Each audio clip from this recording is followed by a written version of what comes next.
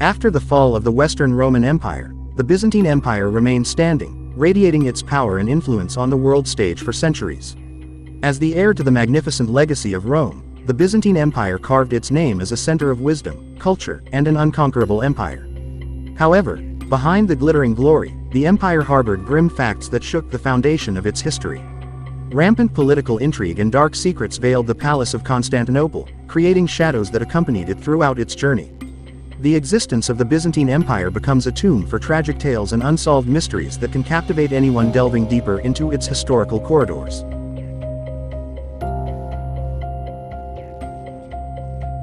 Insecurity and cruelty have become dark legacies in the history of Byzantine emperors.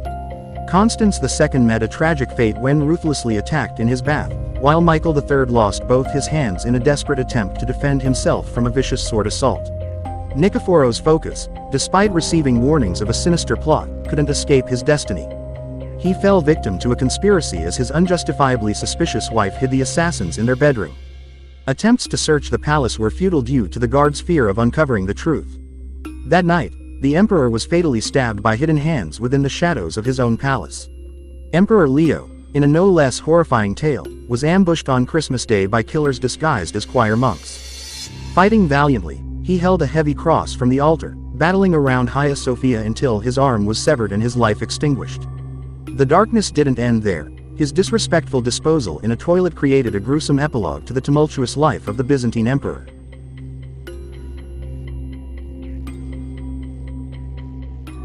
The Byzantine Empire enforced strict policies regarding the inheritance of the throne, believing that a physically impaired body would disqualify a potential successor.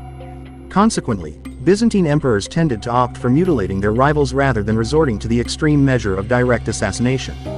Mutilation practices involved various methods, including blinding, cutting off noses, and tongues, with castration becoming the most prevalent over time. Interestingly, in certain contexts, mutilation was considered a preferable alternative to execution. John IV Lascaris, for example, lived for 4 decades after being blinded due to this policy. Empress Irene even took drastic action by blinding her rebellious son at the very place of his birth, ultimately leading to his demise due to his injuries.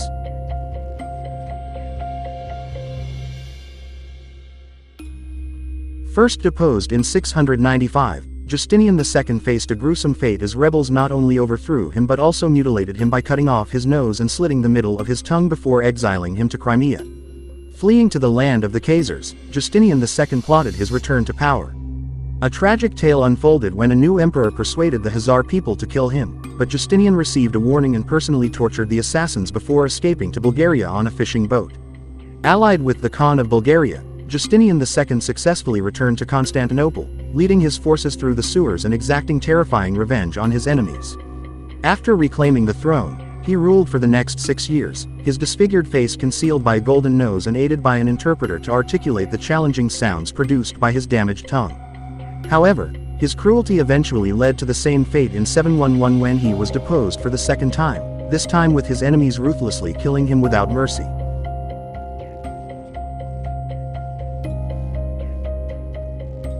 Eunuchs played a crucial role in the service of the Byzantine Empire, undertaking various positions ranging from palace officials to generals and even priests. They were considered a non-threatening group to the throne due to their lack of descendants to inherit their positions. However, eunuchs like John the Orphanotrophos gained prominence by leveraging family connections to attain high-ranking positions. His success granted him such power that the entire Orphanotrophos family was eventually castrated and exiled by an emperor concerned about their influence. Although technically illegal within the empire, the practice of castration was often applied to eunuchs taken as slaves at a young age, both from within and outside the empire. Some impoverished parents also chose to castrate their sons in the hope that they would grow up to secure advantageous positions in the palace. Several sources from the era of the Byzantine Empire noted that eunuchs often fell victim to sexual exploitation as they were perceived to maintain a youthful appearance. Despite being officially prohibited, such practices persisted. Amidst the governance of the Byzantine Empire, intense intrigue and rivalry unfolded between eunuchs and nobility. The emperor ruled through favored groups wielding significant influence, and this competition frequently served as a source of intrigue and conflict within the imperial palace.